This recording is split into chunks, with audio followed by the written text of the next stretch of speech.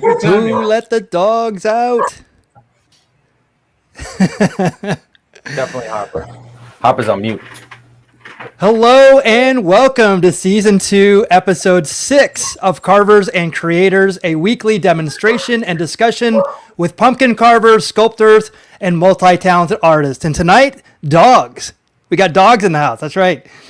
We ask that you please consider giving us a like and a follow on the platform you're watching us on, and please let us know in the comments where you're watching from, and if you have any questions for the Carvers and our special guest. My name is Michael Mondragon. I'll be running the show, moderating comments, and chiming in from time to time. Let's meet the Carvers. First, he's an artist and sculptor from Boston, Massachusetts. He's the 2019 champion of Food Network's Outrageous Pumpkins. Paul Dever, welcome. There he is. Happy Thursday, everybody. Getting close to Halloween. Yeah, it is. Yeah, it is. And you have a special T-shirt that we're going to look at later. I love that Halloween T-shirt, so we'll definitely take a look at that. It's called repping. That's what we say, repping. Next, he's a multimedia sculpture artist from Tucson, Arizona, and a finalist on Halloween Wars 2019 on the Food Network. Matt Harper, welcome. Hey, guys. Yeah. Harper. Our returning guest is a Cuban-American artist, sculptor, and researcher whose work manifests itself in many three-dimensional mediums. Please welcome back Gabriel Vinas. Pleasure to be back. Thank you all for having me. Oh, my God. Great to have you back. Holy It crap. was a lot of fun last time. I can't wait to get to it today. Yeah. Here we go. And obviously it would be remiss if we didn't acknowledge your amazing statue, which we will definitely dive into. So hold on for that. But we wanted to actually look at last week's carvings. The subject was perplexed other guy. So Matt did Paul, Paul did Matt, and here is Matt's contribution. Looking great, Matt. Thank you. It's this was my inspiration right here. Yeah, no, it was a challenge. I mean, man, it's when you can sculpt something that really there's no you don't really need a reference. It's so easy, but when you need to get a reference and try to make it look pretty spot on, and you're only subtracting, it certainly makes it the difficulty goes up a little bit. But that was super fun to make. My mom told me that they broke the mold when they made me, so that might have made it tougher. I'm not supposed to be reproduced. Your mom's correct. It was very tough. She's definitely correct. But Matt put a challenge to that fact, though. It looks that good. Yeah. It was like looking in a mirror. That's right. Yeah, exactly. That's pretty amazing. Great work, Matt. And here's Paul's contribution. You got to tilt the glasses. You got to get them all at once. So awesome. So perplexed. Oh boy. After I was done, I was like, geez, he looks like the guy from Up without a wig or something. Must be the glasses. It was so great, man. I tell you what, there's a few times when you look at your phone, see a picture, and instantly start laughing. But this was one. I was like, oh my God, it was awesome. I was like, I certainly couldn't do a portrait of you, Maddie. I could make an acorn squash, and then carve it and say it is you, and then people have to believe me. That's basically. I threw a set of glasses on it. But I've seen you make that. I've seen you make that face. Yes. Yeah, I have. So Gabriel, I'd like to reintroduce you to the fourth member of Carvers and Creators. You might remember very well. This will be responsible for choosing our carving subject tonight. It is the hollow wheel, the center spinner, and as always, Paul will explain more now. Hello, children. This evening, we'll be spinning the wheel of wonder, the wheel of doom, or the anxiety sphere, as it has been known as lately. So first spin we're going to do is going to choose the subject. Second spin will give us the emotion. On the wheel, we have a couple of very dangerous items that I'd like to bring the attention. The other guy, we're going to do a respin because we're running out of other guys. Clown was added last week. All right, so we have Royal, Other Guy, Clown, Zombie, Aquatic, Punk Rock, Guest Choice, from outer space, primate and devil. I'm hoping for primate tonight in honor of our illustrious guest. Oh my God, that'd be awesome.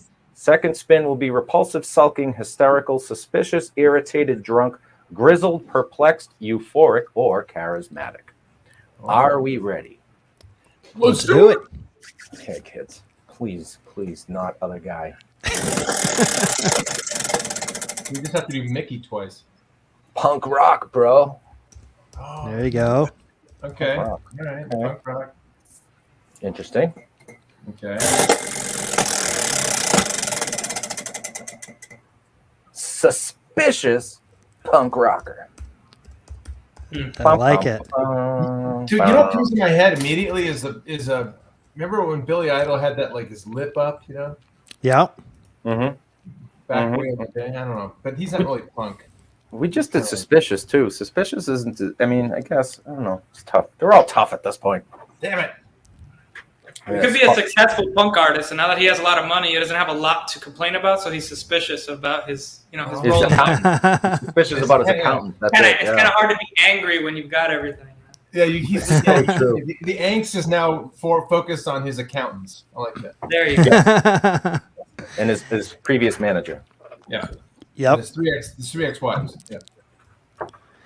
All right. So before we get started, we're going to give you 5 minutes to, if you're going to be carving with us or creating with us, we're going to give you 5 minutes to go get your tools, go get what you need to get it done. This subject is suspicious punk rocker, which I actually love because there can actually be a lot of creativity here with accessorizing with it as well. Sure So can. that'll be a lot of fun as well.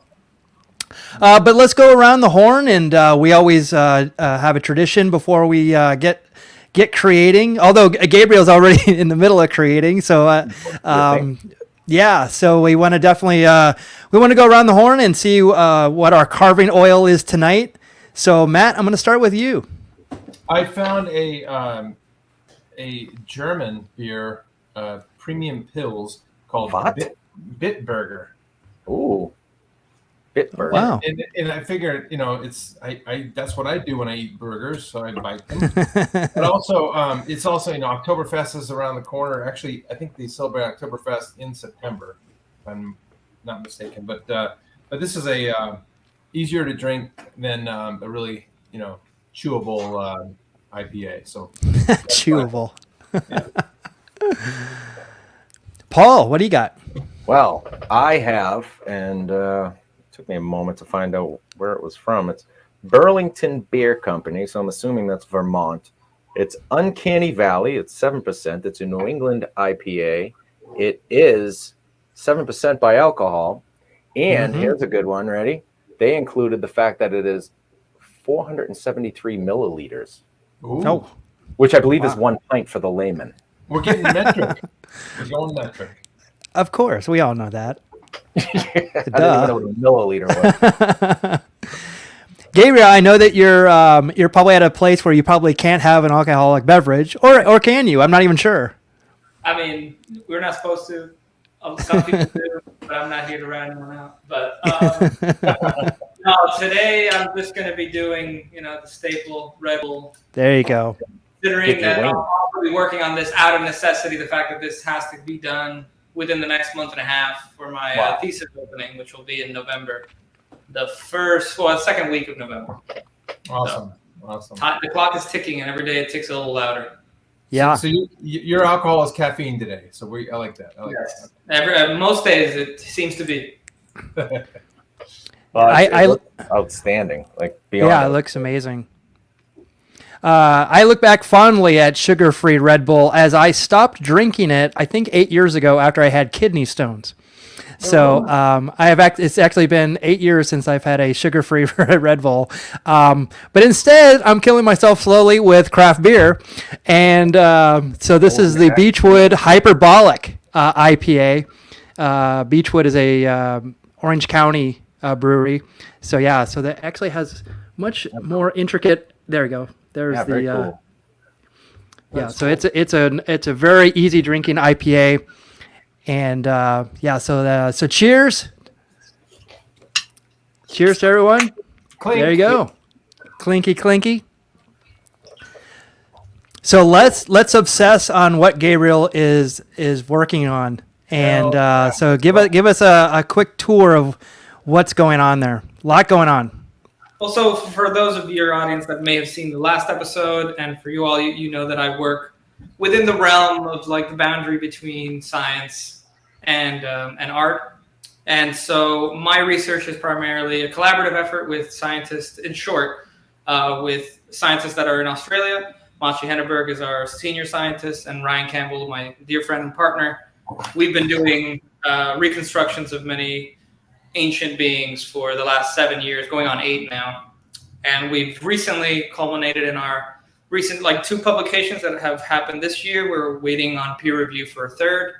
So hopefully we'll just keep trucking those out and further get a little closer to what these beings look like. Slowly, it'll probably take decades of our life, but this is the path we've chosen, and we've come to accept that, which this piece for me, for my thesis, is part of that acceptance of we're not quite there yet. We don't know exactly what they look like. We might never know exactly what they look like, but we also will likely never know these other intrinsic, very human things about us that make us human rather than just our physical appearance. So in this case, we have the Tong child, which is an ancient Australopithecus africanus that was found that taught us a lot about how the ontological growth, which is like how the body develops over, as you grow, of Australopiths. And it further cemented this kinship we share with these million-year-old animals, right?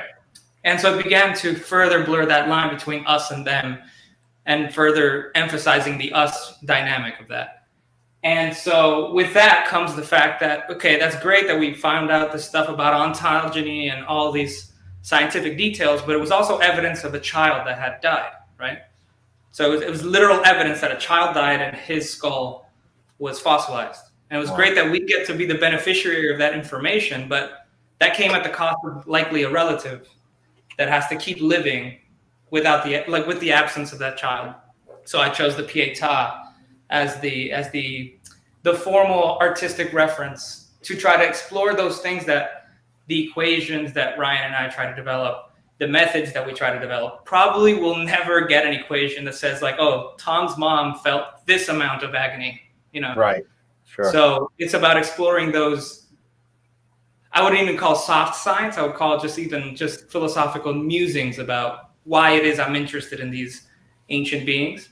Like this pull I have to try to get to know them, right? This almost like impossible feat of getting to know the unknowable.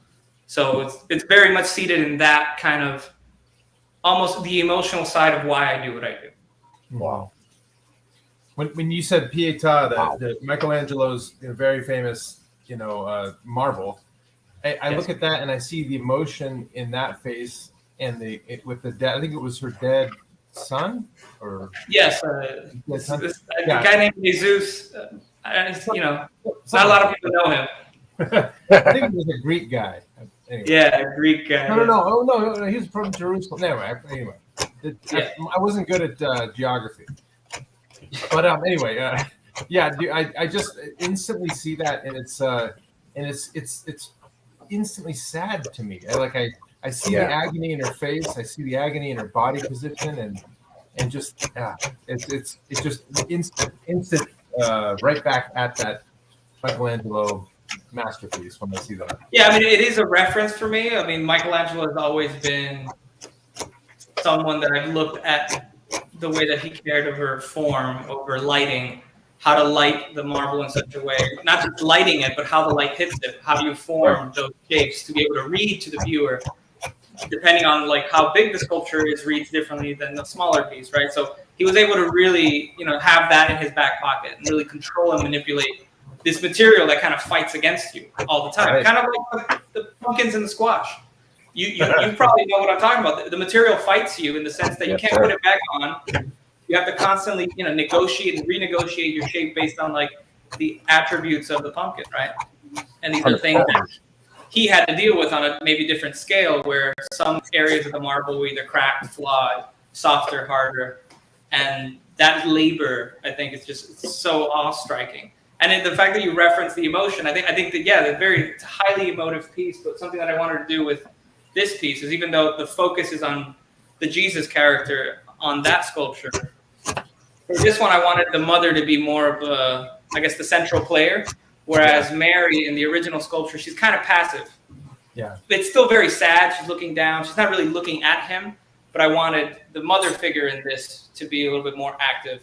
Okay. Of an emotive character, a reference point, rather than the focus always being on the weight of the dead child. I agree. So, yeah. Wanted to Well, you've achieved kinda it. change it up That a is little the bit. focal piece. My eyes are instantly drawn to the expression on her face. Yeah, and so Gabriel, we've had the privilege of watching on your Instagram, and they're there for anyone to see, like the little vignettes you do of creating this, from the beginning. And I think one of the ones that just really struck me was when you were physically moving the head in a position that was really awesome to watch. And I ask any of our viewers to go do that, because it to see it in this position, that's the right. It's like beautiful. It's like, anyway, I know that a lot goes into thinking of all of those little nuances. Yeah, it's a constant negotiation, especially because when you have the underneath here, there's a speculative skeleton, because both of these individuals, they're mainly skulls, but then there are organisms that you can. It's not very scientific, but remember that this piece isn't about like getting the science right. It's more about the concepts underlying those implications. That Right. I did a speculative skeleton for each of them in proportion to their skulls, and so underneath there's that structure, but there's still about like when you pose a skeleton and then you put some of the anatomy on top of it, all of a sudden you're not happy with where it is. So you're gonna have to dig back into it and renegotiate. And it's very easy to be like, well, it's built, but it's like, no, it's okay to waste 2 to 3 hours, go backwards, just so that you're really happy with it, because you're about to tackle it for another 100 hours. Yeah. What's 3 hours in the face of how long and permanent that choice is going to be? And in fact, today I moved it one last time, we're talking millimeters. It just wasn't quite right. So I gouged her neck back out and then just tilted her slightly and put it back on. Wow. And the face still, since I do want her to be that like central focus, or at least I want the piece to have two almost like tension points where the eye can move. Yeah. I'm still looking for her face. So this might change as well. So it's just a constant back and forth. Right now I'm just blocking it in. I'm almost there. I'm starting to plan out the cloth, and that'll be its own adventure. Yeah. Oh yeah, I'm sure. So now you're also going to time lapse that as well, right? You're time lapsing or videoing all of this. I mean, I actually haven't worked on it much without the camera in front of me. So I think at the end, this will culminate in some sort of 20 to 30 minute video of various angles, 30 seconds here, 40 seconds here, 20 seconds here, of the entire thing kind of coming to life, as it were. Okay. Wow. All the way to maybe installation. I'll probably get a little clip of it being installed at the show at the end in November. Wow. That's amazing. So you talked about the skeleton. I'd love to know more about that, because I know you, in talking with you earlier, you 3D printed a skeleton. So, which just, look at that. I mean, so we're talking about like a skeleton. In my mind, I think of like an armature, right? Just wire and kind of a form that kind of, that'll get you there. And I'll bunch up some, tin foil or paper or whatever I'm going to do to pack it in. But this is a full skeleton. So talk to us about this process. It looks just insane. Yeah, I mean, if in retrospect, it is a little over the top for what it does grant me, but it did because of how long it does take. Because I have 2 3D printers now, and a lot of people obviously don't know this, but Matt was gracious enough that he supported my work by sending me, I think, about 6 spools of filament, this gray filament that you see here, and that got me basically the whole way through. And almost start to finish, almost like poetically just enough for these 2 skeletons. And it was like piece by piece, like those vertebrae there, those 3, that was just one setting, printed up, about 7-8 hours just for that. Wow.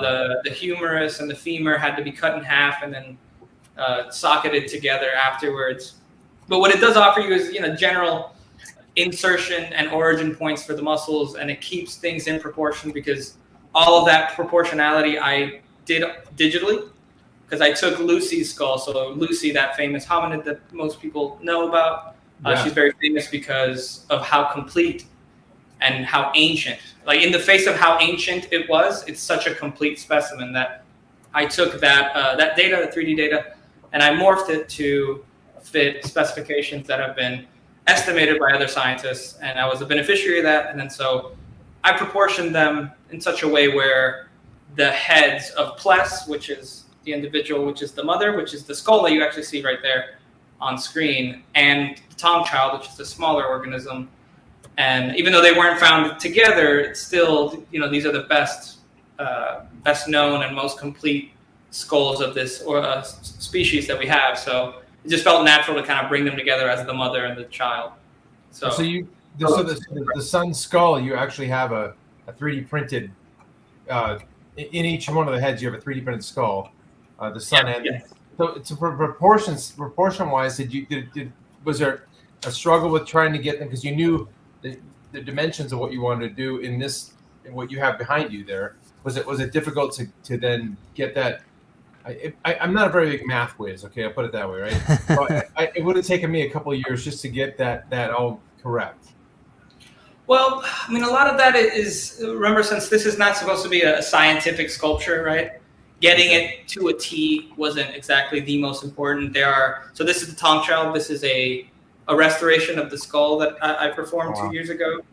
Okay. And because what's great about the Tom child is that his entire face and part of the zygomatic bone was completely preserved.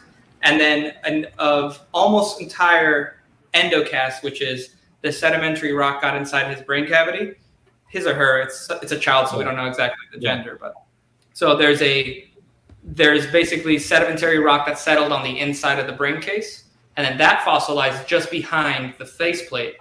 And then there was a mandible that articulates basically perfectly with the face, so it stands to reason that it is the same individual.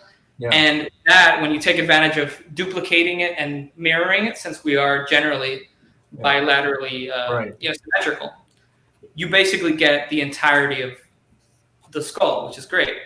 And so with that, you use tools like that to kind of infer the proportions, and other scientists, like I said, have estimated what the heights and body plans are of these individuals. So I just went ahead and I took Lucy's skeleton, which is almost around the range of what their size was. It's just Lucy was very small, just north of like 3.5 feet tall. So for Pless, and she/he, because there's still debate over that, since she's a little bit bigger in terms of her skull morphology is a little larger, I talked to a few people, Ryan, my collaborator, and we came to an estimation of about 4.5 feet, which is, it's not exactly, science. So, don't quote that, in your next paper, but it's good enough to get it here. And then since it is supposed to kind of be a monumental piece, getting the proportions right wasn't exactly, the be all end all. Right. It probably will look life size or larger than life, depending on where it's positioned in space. Wow. Unbelievable. Matt, that's exactly what ours are going to look like, right? Yeah. I need this to stay around a little longer than a gourd normally does. I don't know if I can get 100 hours out of this one. Yeah. Gabriel, I know in talking with you last time, you have a history in automotive. And I think we touched on it for a moment, because I know you worked at, was it GM or Ford or? Well, I worked for General Motors just for a few months while I was in college. And then when I graduated, I went to Ford Motor Company. And the clay that they use there is actually almost the same as this one. This is it's by Tools International, where Ford has their own that's tailored to their needs just slightly. Right. But this is the more commercially available of the same kind. It comes in these billets. I don't know. It's like a code. It's like CL60, something like that. That's what I'm using on this, because it just seems natural for me to use this light. It's very lightweight compared to other clays. And underneath there's foam. So for me to build something in this scale, it just seemed natural for me to return to that medium. Yeah, I mean, it's fascinating that you gravitate back towards it. I'm curious to where does that kind of clay? What would you equate it to a commercially available clay, a monster clay, or those type of things that are out now? I mean, because it is very similar. It's actually very similar to monster clay, but it has like a slightly chalkier disposition. Okay. If that makes sense. It's like it's not as waxy. Yeah, it's not as like oily. It's a little bit more waxed that way. So if I actually let me get the proper steel here. So if I not that I'm going to go use this stuff. I just am curious. So if I take one of these, which is basically sharpened steel, flat like this. Yeah. And I don't know if you can see the teeth marks here, but if I was to run this, and then now that's like pretty smooth. Oh. Monster clay is decent at this, not as good. And then almost any other oil-based clay will just gum up your tool and just get stuck like halfway. Whereas this, you can really control a surface, which is no mystery why, Ford and other companies use clay like this. Every automotive company that I've either looked up or worked at uses a slightly different clay, but it more or less has this same hard at room temperature. You can heat it up to apply it. But when it's hard, it's got this like chalky quality that you could almost sand it. Okay, yeah. So wow, how interesting. So it's sand. So there's more dust on the floor than just chunks of clay. It's like more. If I'm hearing you right, it kind of. I guess I don't have the vocabulary to do this, but like when it falls off and you're on the floor, it's more like a sawdust or something than it would be. Like just chunks of clay, like a. Okay. Well, I mean, if this tells you anything, it's bits of clay that you get to step on. There we go. So it's not quite like sawdust, but it does have like I'll just do this area here. If you see this here, this is just like a little sheet. Oh, I see. It's almost like paper thin what comes out of it. Okay. Oh wow. Okay. And that, I mean, I would drive myself nuts if I cleaned up after every swipe. Yeah. So I just let it accumulate, and then at the end of the day, I just scrape it up with. I mean, they're called best practices, which is what we used at Ford. We just let it go, and then you scrape it up with a floor scraper. Wow. Okay. Amazing. So now you know why the Taurus was so beautiful. Yeah. Especially the SHO. Oh, those were nice. The Taurus is actually a car I never worked on. Really? One of the few that I never at least had, a few days working on it. But it just depends on what studio you are in the organization. Certain studios do different, different kinds of. So where did you work out when you were working with GM? Was it in Detroit? Was it in Michigan or was it in? Yeah. So in Michigan, it's called the Greater Detroit area. So it goes beyond the city. In Warren, Michigan, is where General Motors is, and then where I worked for 4 years is in Dearborn, which is technically still the Detroit metro area, and it's right in front of the famous Henry Ford Museum with Greenfield Village, where they have those old houses and stuff. So it's literally right across the street from that institution. Is the design center. Wow, how cool. So Michigan, is that where you originally met Ray? No, that was where I originally was trying to meet him, and then I realized it was like a few months too late. He had moved over here to Arizona, and then it's weird how that turns out because I'm now over here. But basically, I was trying to get in touch with him because I was like a second or third year in my undergraduate, and I just wanted to learn more about the toy sculpting at the time. I was like looking for that to be maybe an avenue that I would explore for money on the side kind of thing. Never really panned out. I never really took it seriously. I don't know. I mean, I love Batman, Superman, and all that, but for me to sit down and do nothing but that for a month, I mean, it'd probably be a gift. I wouldn't complain about that, but I'm trying to do something else first, and then if this whole enterprise fails, maybe I'll work. But heck of a fallback. Yeah, right. But I was glad I met him, but it was more of I had to follow him here to do like a little internship. And then I kind of fell in love with the place. And then it just so happened that when I wanted to come back to school, Arizona State University kind of opened their arms to me. The sculpture director here has a strong push and a strong, I would say, philosophy towards, art and science being, partnerships. So they kind of said, all right, let's go. And then I said, all right, well, later Ford. And then as much as, I obviously loved my time at Ford. It wasn't without its, work, but I definitely learned a lot of things that I definitely wouldn't have learned anywhere else. Sure. Yep. Oh, that's so cool.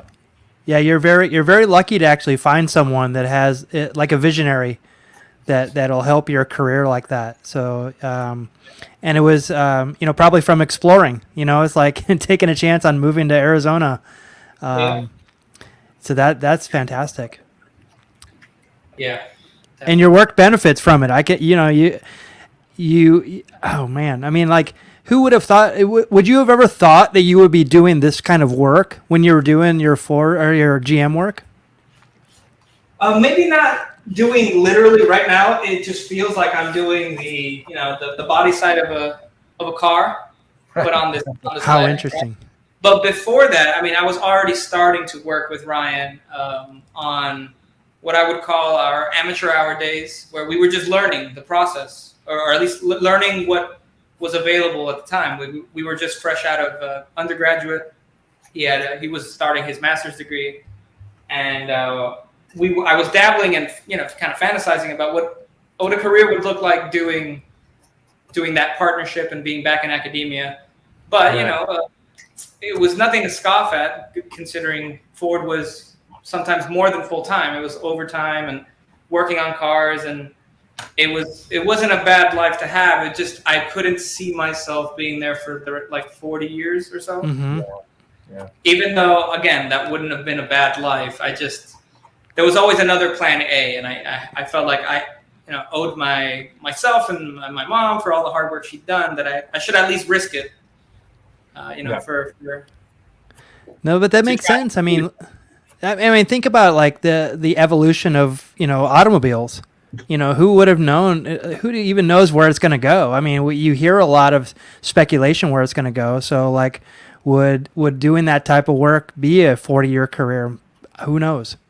So yeah, it comes and goes. There's always that argument of like, oh, let's do more digital, and then usually, again, I'm not necessarily an expert in this. Usually, there seems to be a workflow issue when it's all digital, where it's a lot of waiting around for either the mill to finish, 3D printed parts to finish, where the clay has this immediate impact where a designer can come and talk to you and be like, hey, I want a new fog lamp put right here. Can you just rough it in real quick?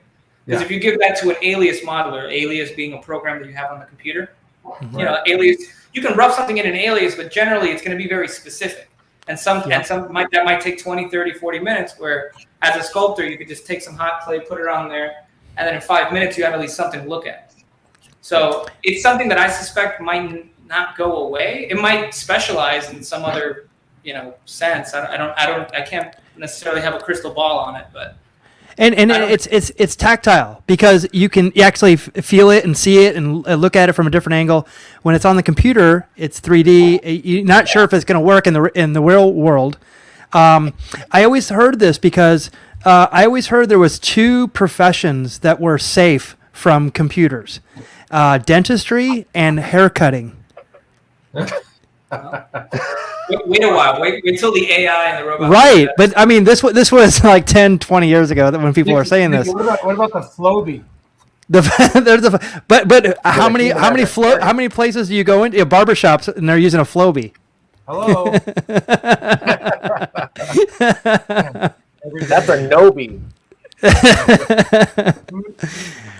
But yeah, I mean that's very interesting that you say that, because you're absolutely right on that, and like that is a world that not a lot of people know about. That I mean, we always see those commercials where the guy is like precision doing the clay of the new car and the concept of it, but few people get to see that world and work in that world. Yeah, I mean, and that's also very romantic way of viewing it. And there were definitely days where it did feel like, man, this is the best job on earth.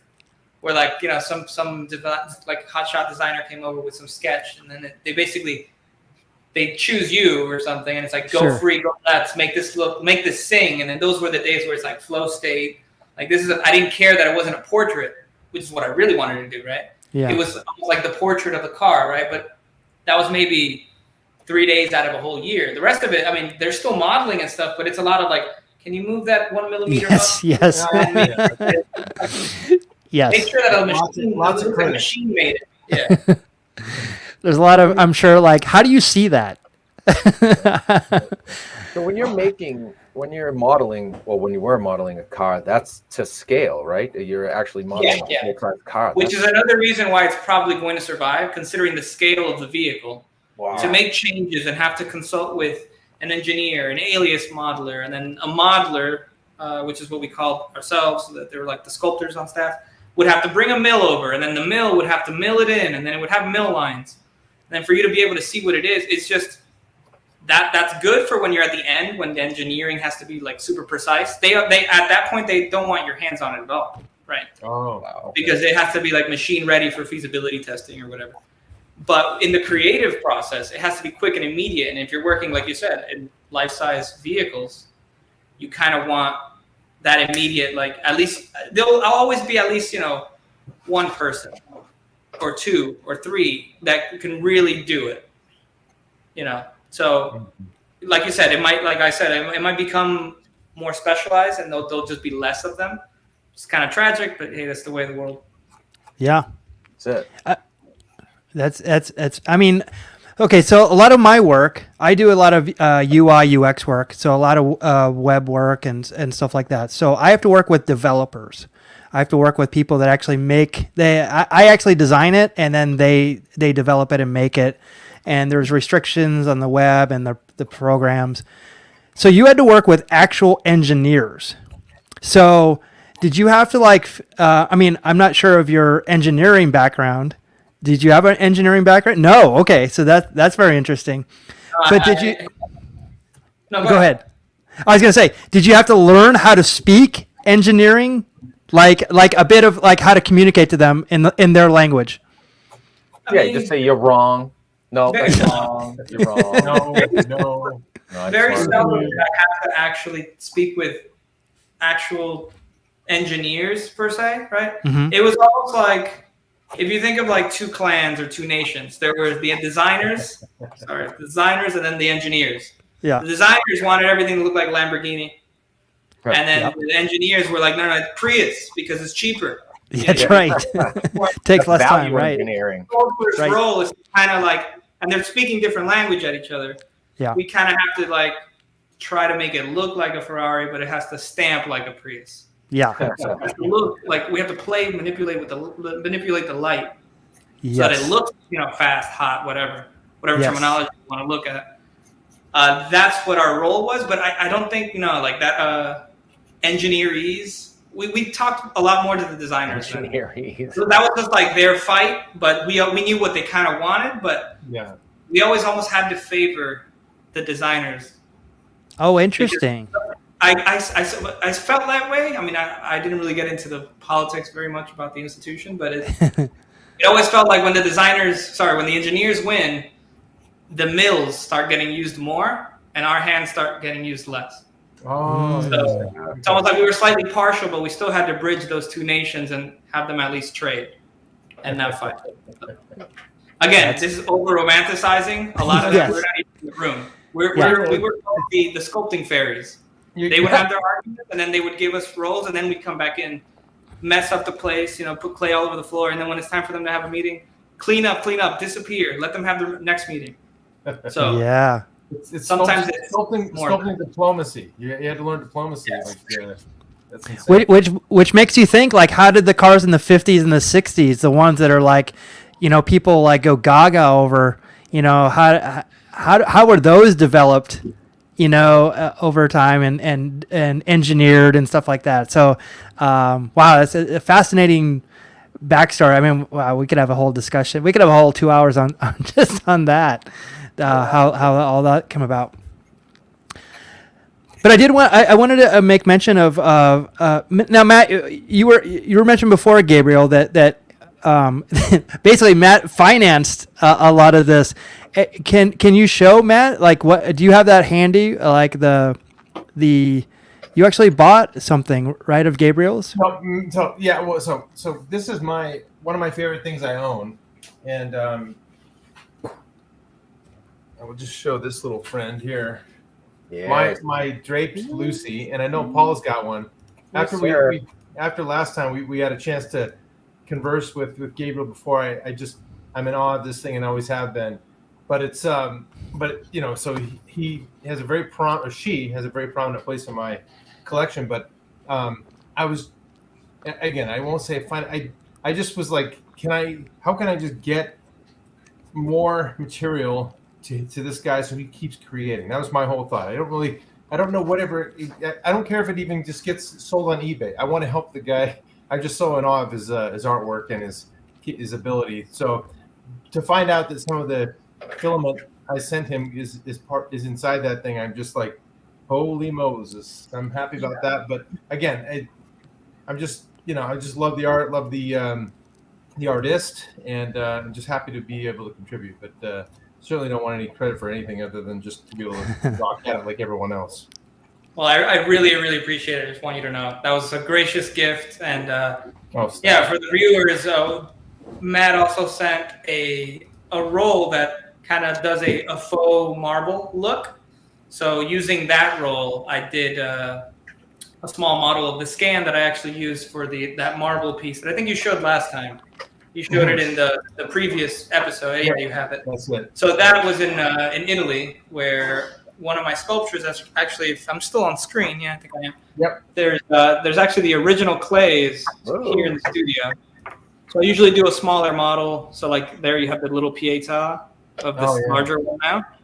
But then this one here is one of the early pieces that Ryan and I collaborated on. And then since he's also, aside from being lead author, published scientist now, he is an expert mold maker. Like, he's just fantastic. So he sent me one of the copies of one of our models that we made, and then I did a kind of like a drapery exercise on top of it. And then when I went to that residency in Italy, where it just entails that we go to this place where marble has been historically carved, and then we carve there for a month.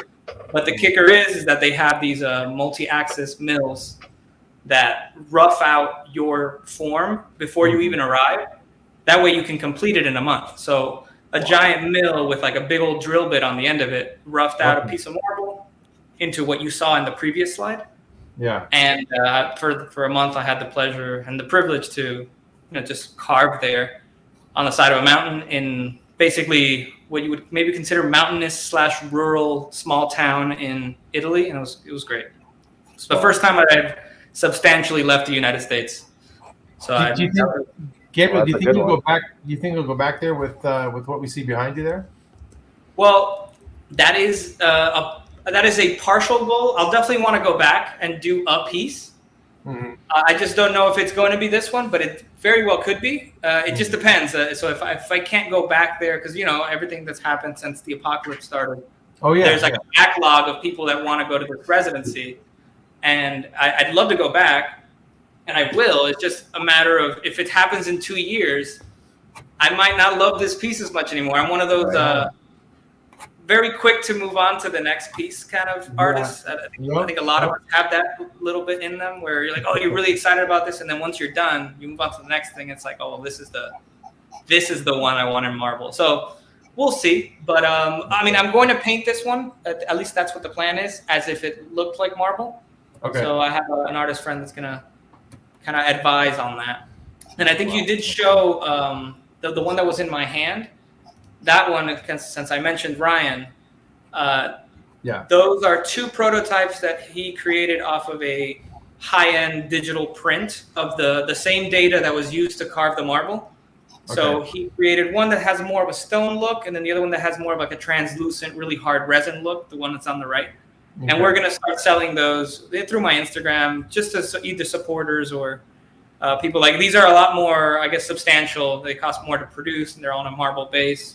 because I have gotten quite a bit of, that love that Matt's showing, which I really, really appreciate, that people seem to resonate with that piece. So I felt like a small little desktop version, like a little Tony Award kind of thing, would be in the works. So Ryan has graciously gone ahead and did the mold making and the processing of the plastic, and he's going to send those, and then we split the profits, and that goes right back into our research, so that we can keep putting clay on skulls.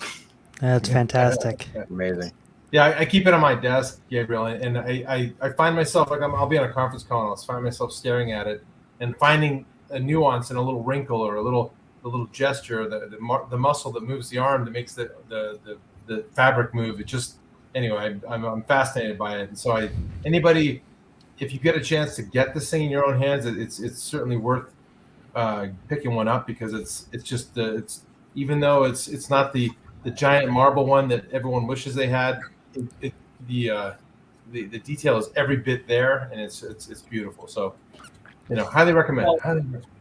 Just so everyone hears it here, just so that I'm held to account, I can promise that, especially since you are one of the what do we call you, the financiers of this piece, when I scan it, you'll definitely get another in the mail. He's the angel investor. Oh, come on. The investor. Look, I can never create the kind of art, so I'll just kind of be one of those guys who just stares at it and is happy to. Well, come on, you're being too modest. You're too modest. You just put it for the record. You challenge Paul's mom. You nailed his vision. That's right. Design. I tried to break Paul's mold, but my mom. Yeah. Oh yes, it's been recycled. It's gone. Maddie, look at that. Look at the butternut squash mohawk is fantastic. Oh yeah. Wow, that is a long one. Man, I should have thumbed. Now that I'm thinking about it in retrospect, should have thumbed the scale and made it a punk rocker primate. That's what there we go. Done. Yeah, you still can put on the mohawk anytime you want. Oh man, that would have been so cool. Next time. Next time. Yes. You got plenty of time. That's great. Hey, just for the record, I tried to buy 6.2 and Matt had bought them, so I could only get one. It was literally one I could get. Roll of filament. It's all good. It's all good. He stole them all off of money. He stole all my thunder. Well, I do still have almost the entirety of that, the marble one that I don't know exactly who purchased it, because it kind of came at the same time.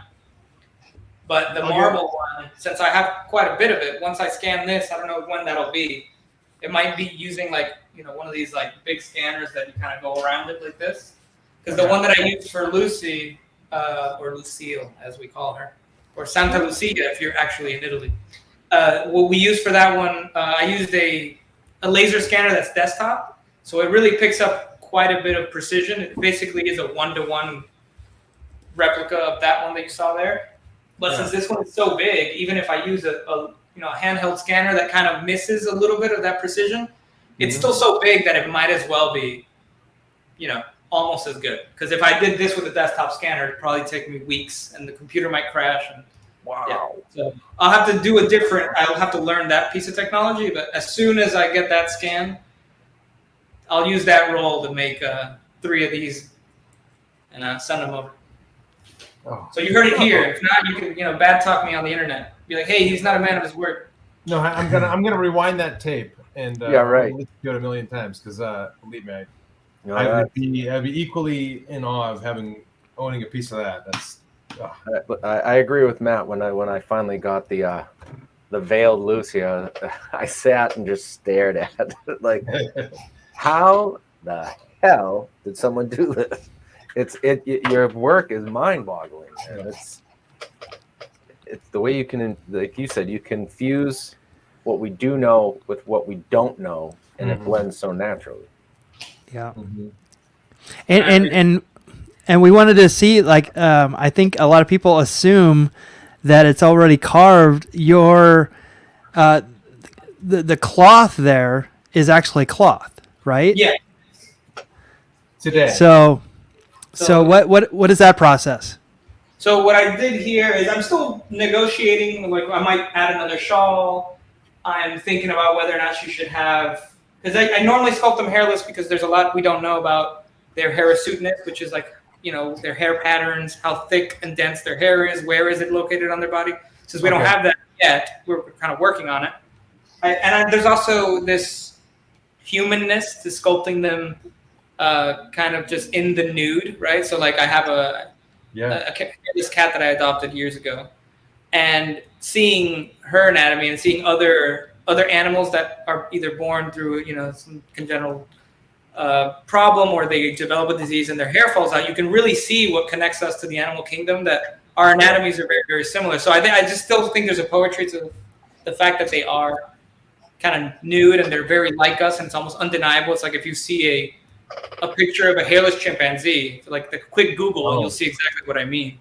Oh, absolutely. And so since she doesn't have hair, it's kind of hard for people to see her as a mother figure. So I might do one of those shawls. Like also the Virgin Mary is also often depicted that way with a shawl of some sort. So I'm still negotiating that. But to your question, that was a long way to get to it. What I'm using is real cloth that kind of has the similar color, just so that I can kind of visualize what I'd like the cloth to look like. Wrap it, pose it. So, part of, I guess, what attracts me to drapery in sculpture is how you can play with the light. You can form new light patterns.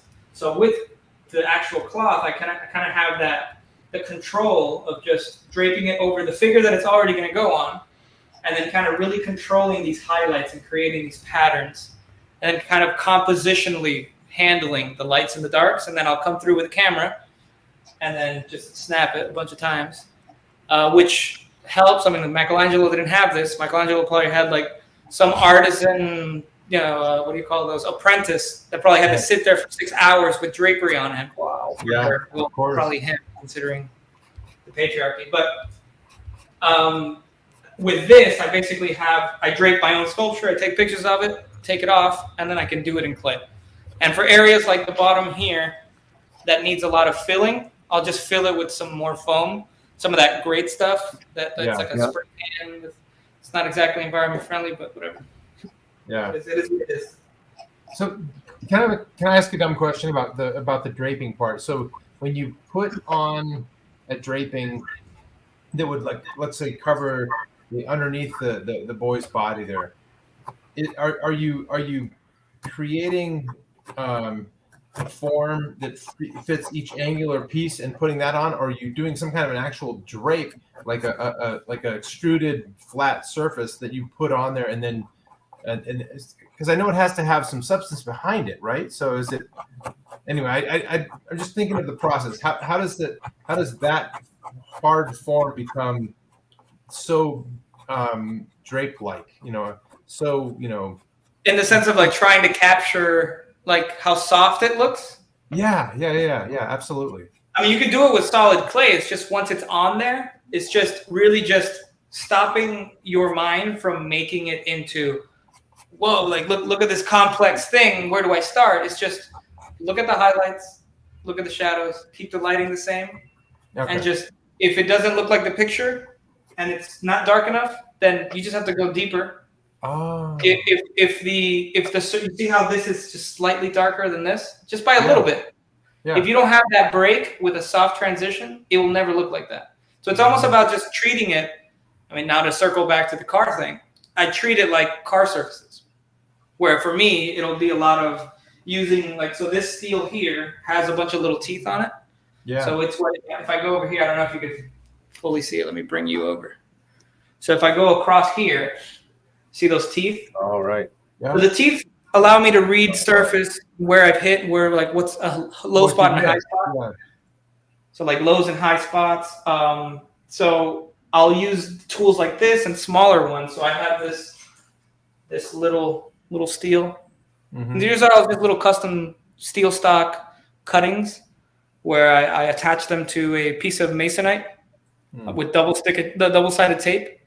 And then I cut them on a bandsaw, and then with a file, you kind of flatten one side. You round off the edges, I guess if that's a preference of yours, so that the edge doesn't nick. Then the other side has little teeth as well.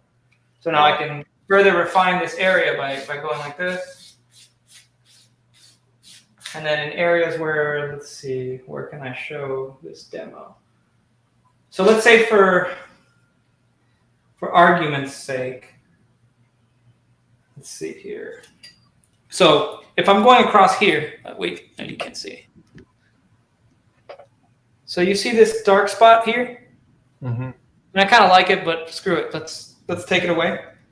So if I wanted that to be more of a transition, I would keep hitting it until the light is no longer catching there. Right. Still catching it a little bit. But you see how it's catching here, but not so much here where the shadow is? Mm-hmm. I would take some clay and I'd fill that, and then I'd come back in and make it consistent. It's almost like if you took the flat side and you put it up against it, you'll see a little divot between the edges of your tool. Okay. So it's almost like you're using really straight, almost perfect shapes to create these imperfections, but you're picking and choosing where the imperfections happen. Yeah, wow. Wow. Same thing with here. Like if I ran this across the ribs, which I won't, because that's already 2 hours. So if I ran this across these muscles here, you'll see that it only hits here, here, and here because there are divots in between, but those divots are by design. Yeah. So you could just choose like, okay, this divot shouldn't be here, or this kink shouldn't be here. So if this was clay, I'd probably hit this until it's softer. So you just create softness, and these lines, using a knife, you could like knife over to where, you know what? I'll just do something.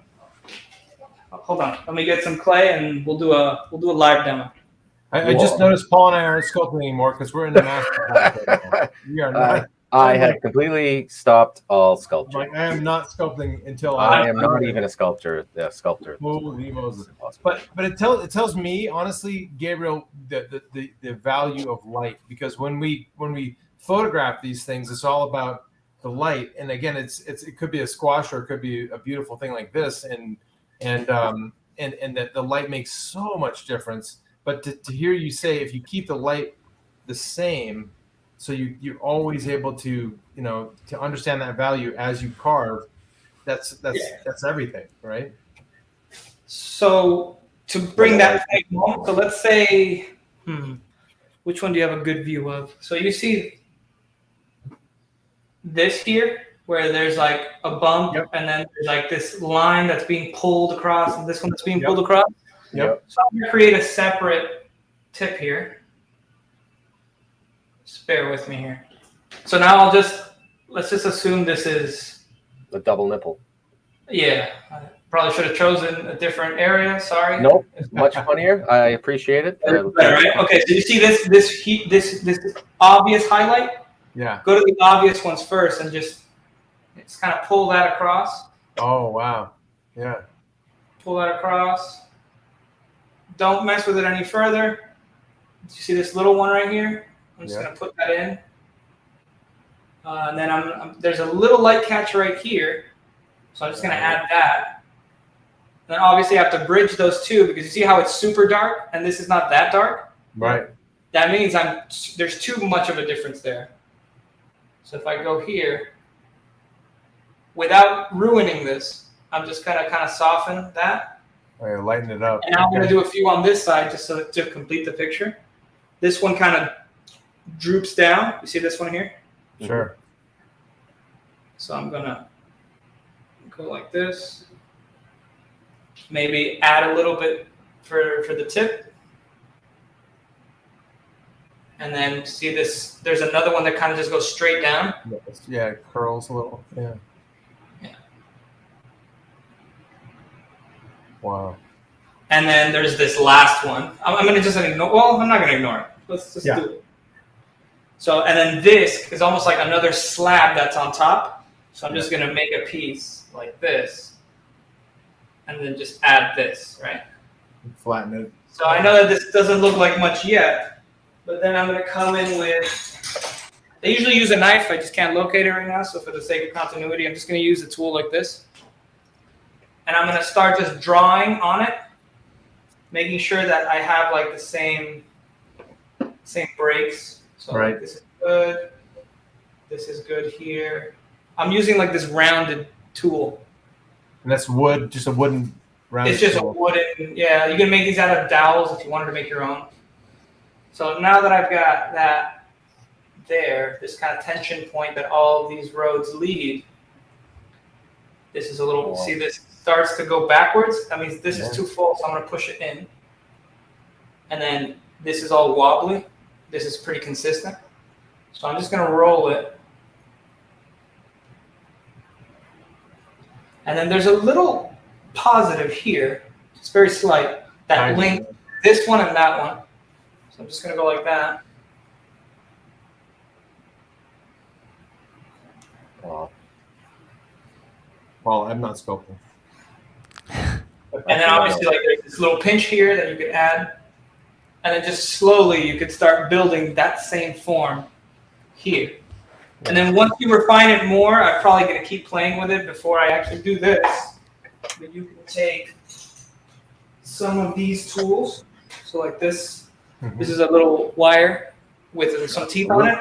Yep. This piece that I just showed you, where I want this to be consistent. So if I put this piece across here, since it's really taut, like really pulling on it, it's actually really consistent. There's a little bit of pullness right here, but this is, you see how it's going down, obviously because of the necessity of the surface.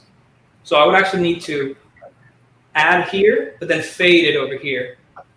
That way that when I put my tool over this, where it's touching, that means I need to take away.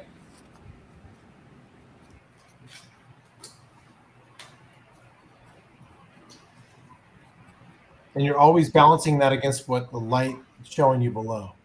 Yeah, I mean, this would be on my phone rather than right here. Yeah. But I'm basically constantly referencing. I might even take a video that I can go back and forth just to see how the light transitions between. So just focusing, not getting intimidated by all this, just take it one strand at a time. Yeah. So if you broke this down to its most simplest shapes. Wow. Like this right here would just be like one big old piece. I would just put it across.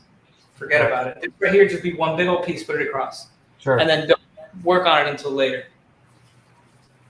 Wow.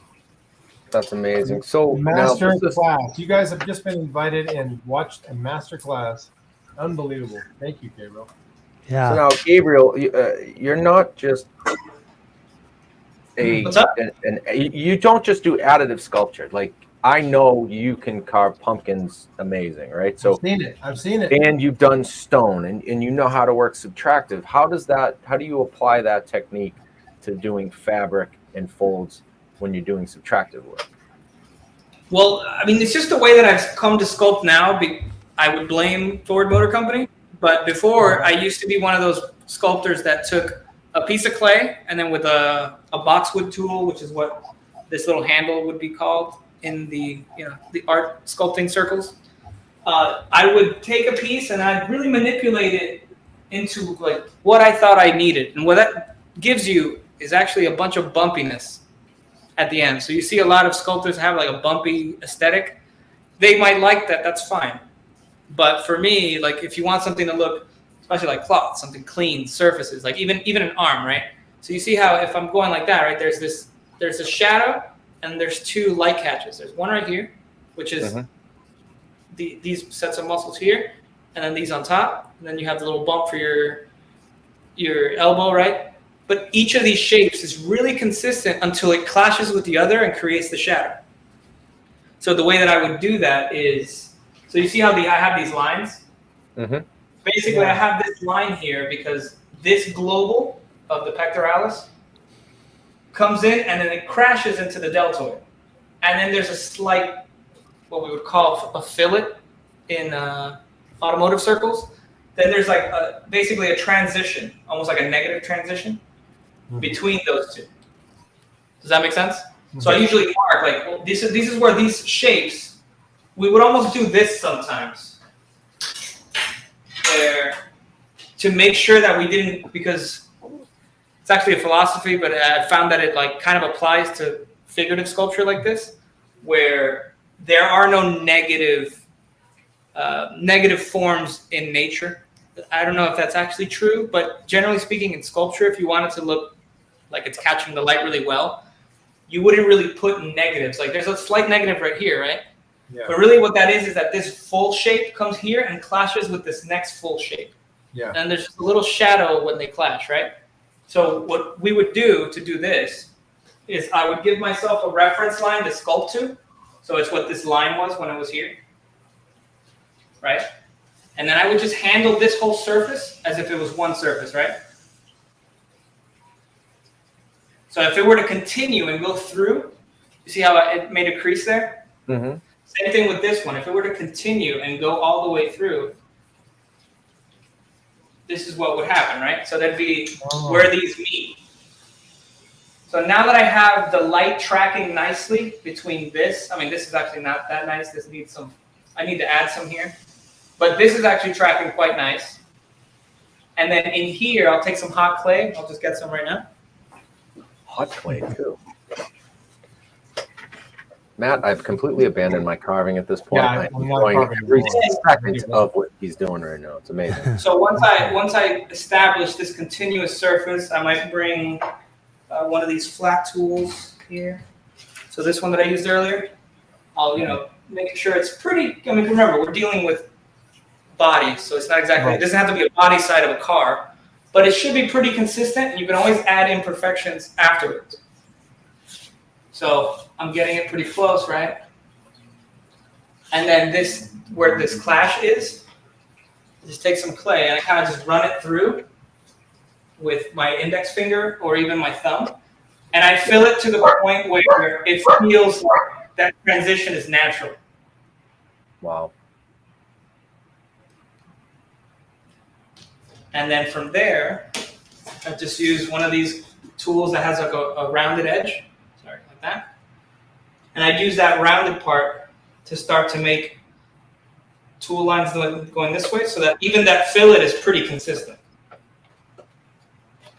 Then I'd cross hatch it. Then I'd do some X's like so. And then you have that soft transition again. Yeah. But they were formed on the basis of these two crashing with a negative between them, but that negative is just to bring them together. Does that make sense? Yeah. Absolutely. Yeah, because the skin, at the same time, the skin is going to bridge. There won't be a hard edge on any of it, right? I mean, like a really, 90-degree angle on anything because it's skin. It's got to bridge that. Yeah, you bring up an excellent point because you're right. There's almost like hardware underneath. Like there's no deflated muscle unless, something happened to you, right? Usually a muscle where it inserts and it originates, it kind of bulges out, right? Mm-hmm. And then really the skin is like, and the skin and the fats are what kind of cover that and then soften those transitions that are actually harder. Right. So yeah, that's a perfect point. It is literally like skin is what kind of just connects these full surfaces and they make those negatives. Mm-hmm. Unless you're a bodybuilder, like completely roided out, and then you drop.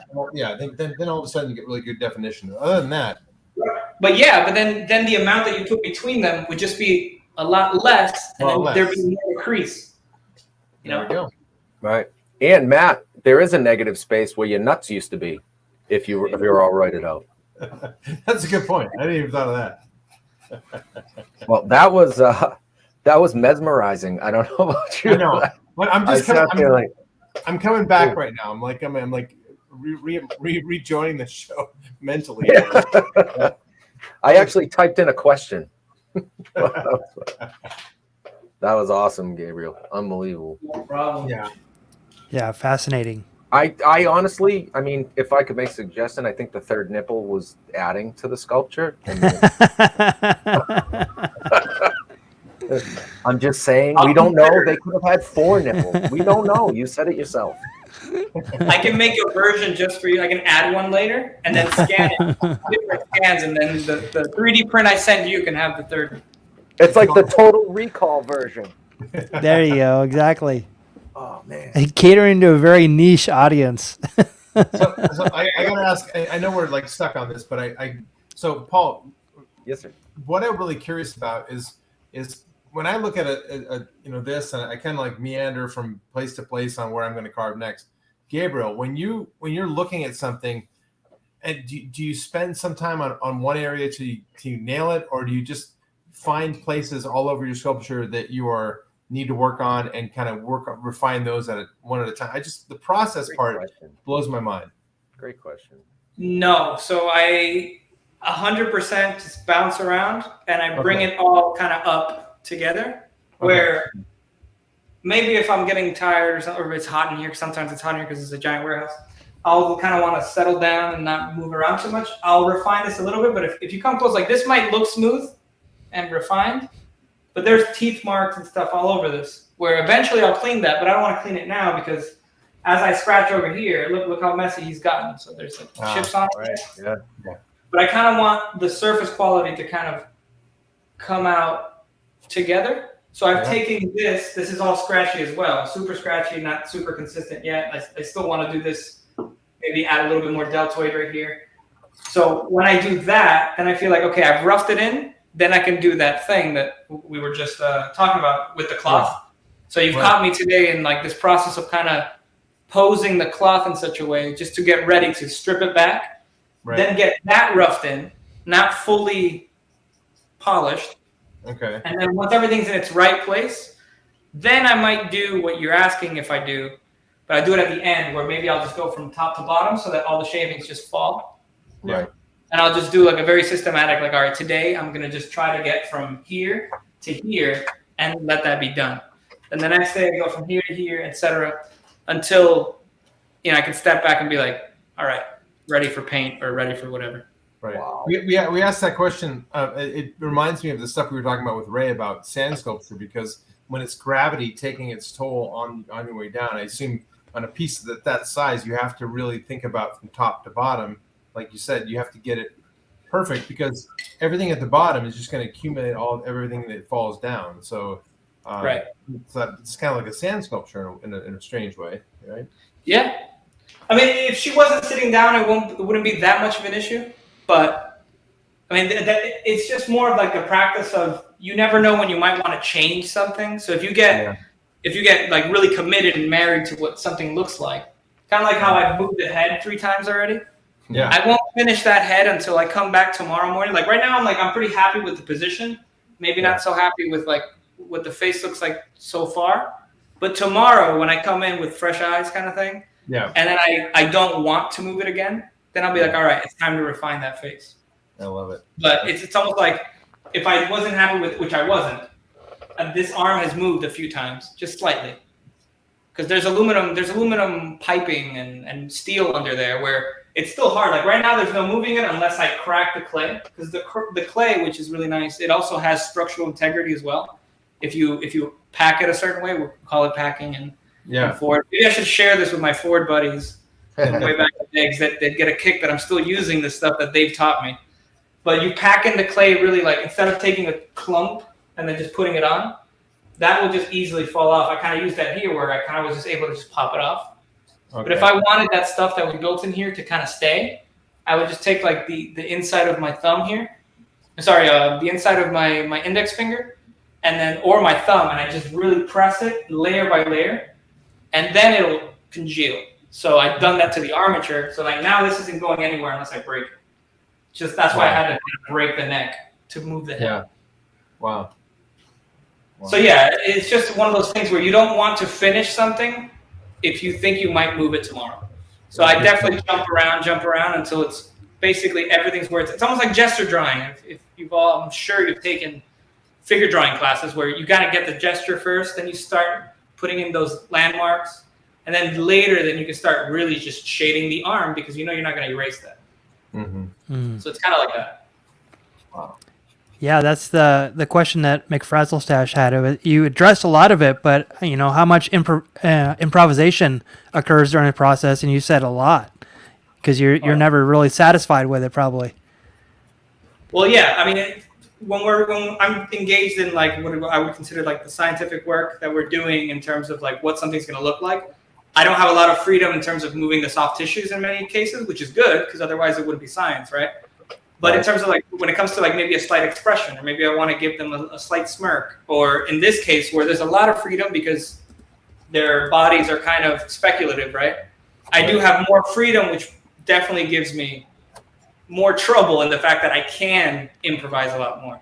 move this, move that. Like this, I'm kind of happy with this, but I may take a few pictures, take it off, put it in a completely different position, and then I might like that more. But then maybe when I'm doing it in clay, I start looking between the 2 to 3 pictures I took. I'm like, oh, maybe I like that, and I might go back. So that happens. That's why it's kind of hard when some people ask me, well, how long will this take? Well, 30 days, could be 20. Gabriel, you're kind of marching toward a deadline. So tell us about your show right. at the end of that rainbow here. So on the 7th of November, I defend my thesis, which in large part is, like I've already said, it's about the scientific collaboration, but then also these thoughts about like what does it mean to be an artist in this domain, working in this this dichotomy of what we will know, maybe what we'll probably never know, what we do know, right? So that's the overall umbrella concept. But once I defend that, the show opens the next day on November the 8th to the public. But then that Friday, which if I'm not mistaken is the 13th of November. Nice. The 12th or the 13th. Maybe it's the 12th. Okay. Either way, I'm not superstitious anyway. But whatever day it is, that'll be when the, I guess, opening, where I'll have some food, that kind of thing. It'll be at the institution at ASU, at the Harry Wood Gallery. And so that will basically be my graduation ceremony, because usually Masters of Fine Arts or Masters of Science, they usually don't go to the actual general ceremony because they're really long. And we're usually at the end as an afterthought because they're just like the graduate students. Who cares? It's more, for the undergrads. So that'll be like my foray out of academia. Wow. But I'll probably hang out and keep, working on papers with Ryan and Machi and keep making artwork. So it won't be the last show, but it's definitely going to be a milestone one. And what we're seeing behind you is going to kind of be the centerpiece, right? I mean, yes. So this piece will be basically in the back center of the room, the room that I have to fill, and then there will be 8 or 9, if I'm not mistaken. One of the two, we'll see, other portraits in the room, but I'll leave some surprises for when you come, but they'll be displayed in a certain way where it's more in line with the concepts that we've been talking about how much we don't know yet and how much there is still left to uncover. So they'll be displayed in such a way where that's more evident, since obviously you're coming to an art gallery, you're not coming to a natural history museum. That's different, For that, you can go to the website, pithecus.org, which is where we are going to constantly update our new reconstructions, and you'll be able to see them in more of a scientific context, right? But in this room, there'll be 8 portraits, this one in the center, and then there'll be a special one that we'll be looking at this one from afar. And we'll leave it there just so that we don't give too much away. Well, I know Mickey's got a ton of stuff to show, so I know we're getting close on time, but one of the things that just fascinated me from being a kid was the forensic science of the little cylinders that go on the face that kind of measure the depth of the skin and muscle, so that when you layer over it, it helps. And I know that when they reconstruct like a murder scene or something like that, and they have a skull that they find to try to get it to look like it, I know it has those kind of cylinders on it. I know this might have been a 3D printed version, but yeah, so you do a lot of that work, right? Like this. Yeah, perfect. Thank you. Yeah, so those pegs, they're depth pegs, which they're used in forensic science and for the purposes of identification for maybe like a murder, that kind of thing, or found body, want to try to identify. And there's controversy within that field, whether or not it's as helpful as people portray it to, purport to actually function. Sure. It's not my domain. I can't really criticize one way or the other. I have my healthy skepticism of whether or not you can really tell if that was John Doe or Joseph Doe. We don't know, right? Yeah. But at least it might get you close, But again, it's not my place to really criticize that, since it's not really what I study. But these are subject to their regression equations, which take into account the actual composition of the skull, and they tailor, to put it simply, those depths to the morphology of the skull. So it's been found before, long before we came onto the scene, that there are relationships between your bone and how thick your tissues are at any given point. Not any given, but at various points. So what we did for our publication in +1, that's +1, PLOS, and then the letter 1. Sorry, then the lettered 1. Okay. That publication was the first time that this had been done for chimpanzees, so primates. Oh, wow. And so these equations we feel are very suitable for using on organisms that were so ancient in the past that they're very chimp-like. So they're not chimpanzees, but their morphology is more closely affinity. It has like a closer affinity to chimpanzees than with humans. What has been done in the past is that some of these pegs that Matt has just brought up, they're human data. So they're the human averages. They're not even bespoke to the skulls. And they've been used to reconstruct hominids in the past, which is something that we've argued against and kind of challenged in our first paper this year in Frontiers in Ecology and Evolution. So that's the long and the short of what those pegs are and like how useful they are. They're They really constrain my freedom. So to go back to that, like, how much of it is, what do you call it, freedom or like being able to really hone in on like what the science is. So there's not a lot of interpretation. Right. Or, I mean, there still is a little bit of that because there's still quite a bit that we're still working on, like other aspects of the nose. Like we're working on one that's just one part of the nose.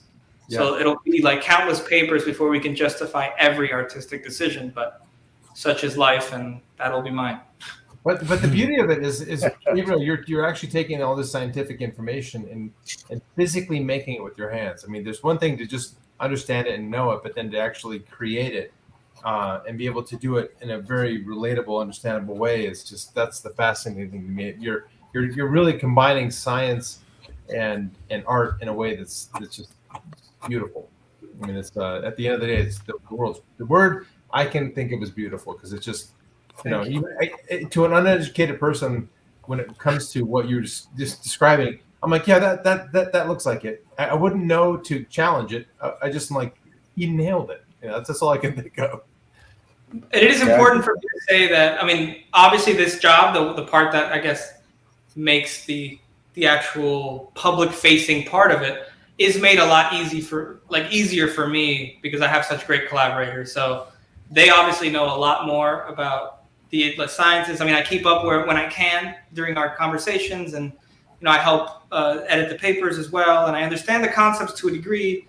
But they are really the ones that, like, this is their field. Like, I can only consider myself a scientist because of how good they are as scientists. That I come along for the ride, but they also respect me in the same way that they see that doing this kind of work. And doing the work that's more scientific even than this is really what faces the public, because not everyone's going to want to read the 2 papers that I don't know why I even plugged them, because not a lot of people read them. They're more for other scientists to read and then criticize your ideas so that everyone gets a little better. But really what people want to see is, like the exciting stuff, which is what you see in museums and things like that. And we just want to operate with some caution because we could very easily get ahead of ourselves, which is what we try to do, where we try to remain transparent in what we do and don't know. Mm-hmm. So like I said, like, it isn't just all me. I really do appreciate that compliment, but there's still a lot that I don't know. And I'm very much helped by Machi Henneberg and Ryan Campbell, which are my dear friends and collaborators, and may that result in many more papers that I'll get privileged to, even be a part of. So. Yeah, that's awesome. Amazing. Yeah, so we're coming to the close. This is the fastest 90 minutes on the internet. I can't believe that it goes so fast. I definitely wanted to go around and see what Matt and Paul are doing. So Matt, I'm going to solo you so you can show us what you've been working on so far. And I know that there was a big gap in there, but I mean, you can see it coming together. I love the soft shapes you got going on right now, man. He's got a very, very, very big, long head. And see, looks like a bong. Yeah, it's a bong. I'm gonna like be. Whoa, Matty! You might be able to sell that thing on eBay if you do.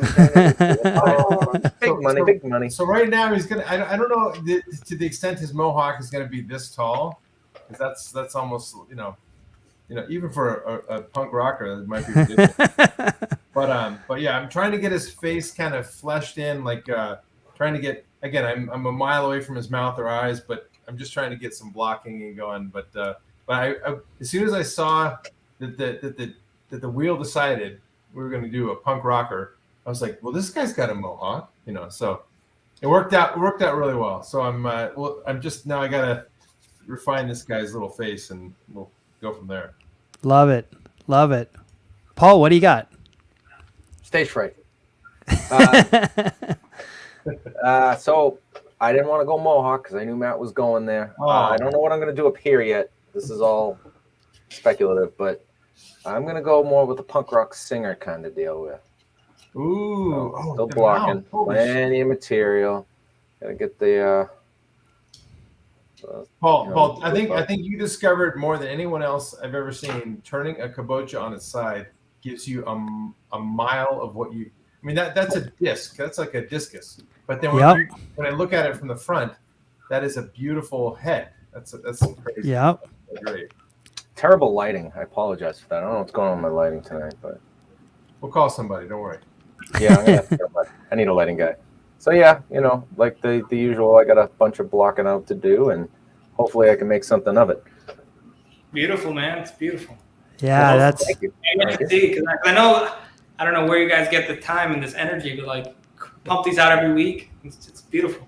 Says the guy with a monumental statue behind him. Oh, Gabriel, you're the best. Thank you, buddy. I mean, you're literally one of my favorite artists. Just to watch work, and the finished product is. I don't know if it's just. Matt, you kind of talk the same way about it. As like when I was a kid growing up, cavemen, apes, primates, evolution. That shit was like all encompassing to me. Like I came from a monkey. Sweet. Like maybe I'm strong. Like it's. To see the work you're doing is just it's inspired. One, it's inspiring, and two, it's mesmerizing. I watch single thing that you post, beginning to end, and then do it again, so that I can see if I can pick something up, because it's like, wow. Yeah. Oh, you humble me, man. I've never been called an artist, so that's really nice. Hey, you're a pisser too. An artist. You're a pisser artist. But honestly, Gabriel, I know your teaching style. Like for me, it's so it equates so easily. It's just like, okay, yeah, that's when you speak about the shadows and the light and stuff like that, and the things you have to do. I guess messing with these things long enough, it kind of draws a correlation. But it's it's such an easy thing to watch, and like Paul was saying, it's just fascinating to just see the process. To me, it's like we've had lots and lots of guests on here, and we're just blessed about that. But to have you on and kind of teaching us some of this stuff, I don't think I've ever once on this show like just been like, yeah, whatever, I'm coming, screw that. I've been more focused on what you've been doing tonight than I think I've ever in any other show. It's been like, right. What do we owe you, by the way? Yeah. If you like that, I think it'll be great for you all. Like, I'll show you all the links and stuff afterwards. But right now I'm in the process of, since I'm recording this and I've been recording other material and I've taught a class online that also has a lot of video components, we'll be starting like a YouTube channel where I do some of these little lessons and stuff. So I'll circulate that with you guys, and that'll be good for everyone. Awesome. Right now, it's not really a page yet. I mean, it is Gabriel Vinas on YouTube, but there's nothing there. So there's for now, if you just follow that that link there, and then keep you posted when that goes live. And then for our research, if you want to know a little bit more about that, Pithecus, so like Australopithecus, PITHECUS.org is basically our research website where we share our work with the world. Amazing. Beautiful. Right on. I feel like well, this is where you can find us. We're on Twitter, we're on Facebook, Instagram, YouTube, and Twitch. Matt and Paul, did you have any last words before we wrap up for tonight? Yes. Yeah. Follow Gabriel along this whole thing. And if you want to sign up for a class, that's the guy to teach you. Yeah. And take a moment to go to his Instagram and follow and watch some of these progress shots, because he has a nice close up on some of these things that just are so incredibly educating to me. And again, I think Paul and I have both said 100 times, our end goal is to, these are super fun, but to be able to do something additive like this and permanent is just staggering to us. So I think they were great lessons, but just make sure you check those out. Don't miss it. Absolutely. Yeah. Thank you so much, Gabriel, for coming on tonight. We definitely you're always welcome here. And we definitely look forward to talking to you again and actually seeing the end result of this, and you know what the final result is. We'll definitely share that on all our social media. And but thank you so much for taking the time tonight. I'm coming up in November. We got to tolerate studio visits here all the time, and it's a good time. It gets you out of the grind mode. So anytime, I really do. I love the dynamic, the jokes. And it's great. Love it. Thank you so much. Next time. You got I had 10 baseball jokes lined up, and we didn't do it. Okay, I'm in. We missed out on that fun. Yeah. Struck out. Oh.